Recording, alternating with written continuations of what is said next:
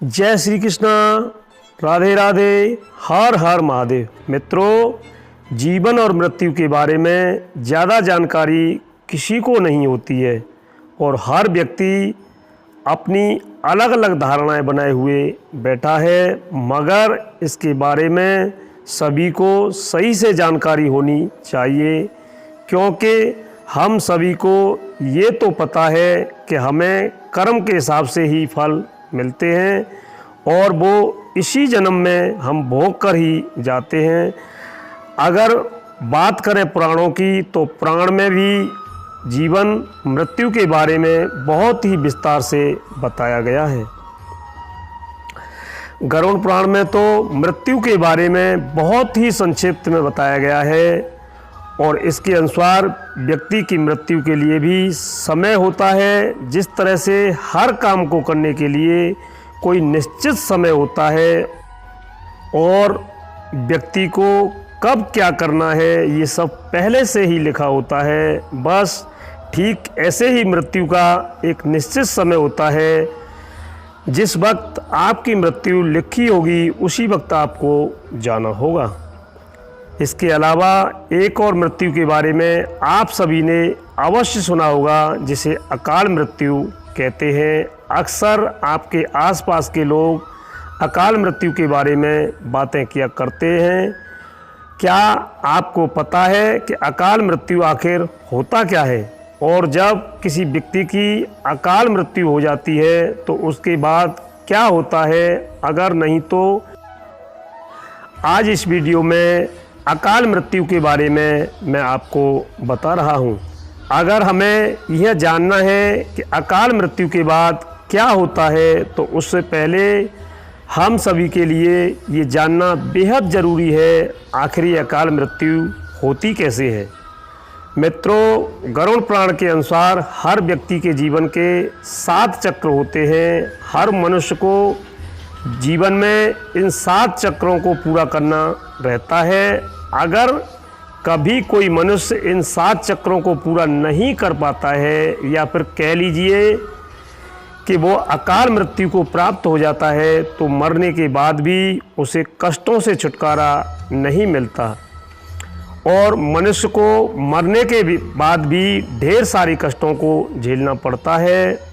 और गरुड़ पुराण में अकाल मृत्यु के बारे में भी बताया गया है। इस पुराण के अनुसार अगर कोई व्यक्ति किसी दुर्घटना में जल में डूबने से या सांप के काटने से, फिर किसी रोग के कारण या फिर गले में फांसी का फंदा लगाने से या फिर भूख से पीड़ित होकर या फिर किसी हिंसक प्राणी के द्वारा मारा जाता है, तो ऐसा ही व्यक्ति अकाल मृत्यु को प्राप्त हो जाता है।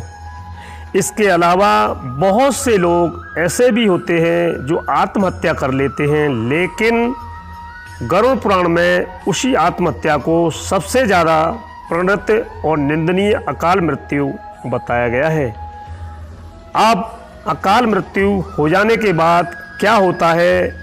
मित्रों, ऐसा माना जाता है अगर कोई आत्महत्या करता है तो इसका मतलब ये होता है कि वह ईश्वर को अपमान करता है। वहीं जिन लोगों की मृत्यु प्राकृतिक रूप से होती है, उन लोगों को 3 या फिर 10 या फिर 13 या फिर 40 दिन के भीतर ही दूसरा शरीर प्राप्त हो जाता है। लेकिन जो लोग आत्महत्या करते हैं, उन लोगों की जीवात्मा पृथ्वी लोक पर ही भटकती रहती है और ऐसा माना जाता है कि ये आत्मा तब तक पृथ्वी लोक पर भटकती है जब तक वह आत्मा प्रकृति के द्वारा जो उसका निर्धारित समय चक्र है उसको पूरा नहीं कर लेती। इस अवस्था में जीवात्मा होती है, उसे अगति कहा जाता है और ऐसे में न तो जीवात्मा को स्वर्गलोक की प्राप्ति होती है और न ही नरकलोक की प्राप्ति होती है। और जिन आत्मा की मृत्यु अकाल तौर पर होती है, उन्हें सुख, भूख, प्यास, संभोग, क्रोध, दोष, वासना, राग आदि की पूर्ति के लिए अंधकार में ही भटकना रहना पड़ता है और ये आत्मा तब तक अंधकार में भटकती रहती है जब तक उस आत्मा का परमात्मा के निर्धारित जो जीवन चक्र होता है वो पूरा नहीं हो पाता है। जब वो चक्र पूरा हो जाता है तो आत्मा को मुक्ति मिल जाती है।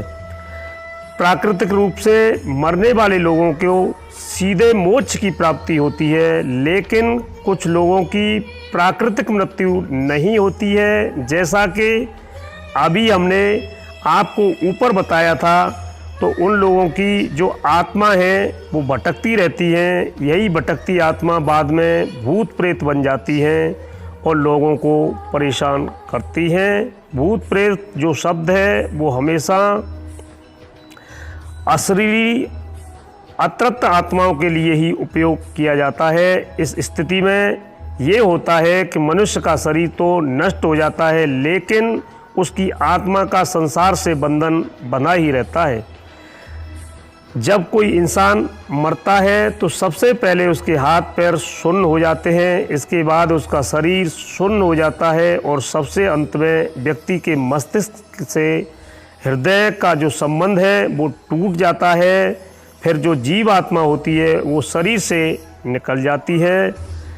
और जब कोई व्यक्ति जहर खाने से, अचानक चोट लगने से या शरीर के जल जाने से या फिर किसी अन्य दुर्घटना की वजह से मृत्यु को प्राप्त हो जाता है, तो उन्हीं की आत्माएं जो होती हैं वो भूत प्रेत बन जाती हैं।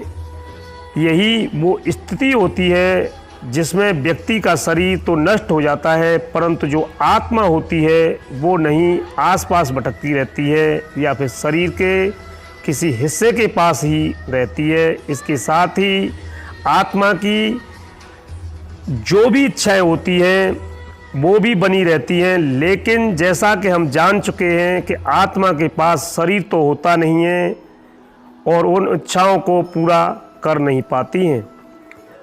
और ऐसे में ये आत्माएं अपनी इच्छाओं को पूरा करने के लिए अपने आसपास के व्यक्तियों को कष्ट देना शुरू कर देती हैं। और ऐसा माना जाता है कि इन आत्मा के जो पितृ होते हैं वो इसलिए असंतुष्ट होते हैं क्योंकि उनकी मुक्ति के लिए कोई भी प्रयास लोगों के द्वारा नहीं किए जा रहे होते हैं और लोग अपना जीवन अच्छे से व्यतीत कर रहे होते हैं। और यही कारण है कि अकाल मृत्यु हो जाने के बाद जो अतृप्त आत्मा होती है वो अपने कार्यों को पूरा करने के प्रयास में दूसरे लोगों के शरीर में अपना ठिकाना बना लेती हैं। और मित्रों, इसी के साथ ही आप सभी को मेरी तरफ से जय श्री कृष्णा, राधे राधे, हर हर महादेव।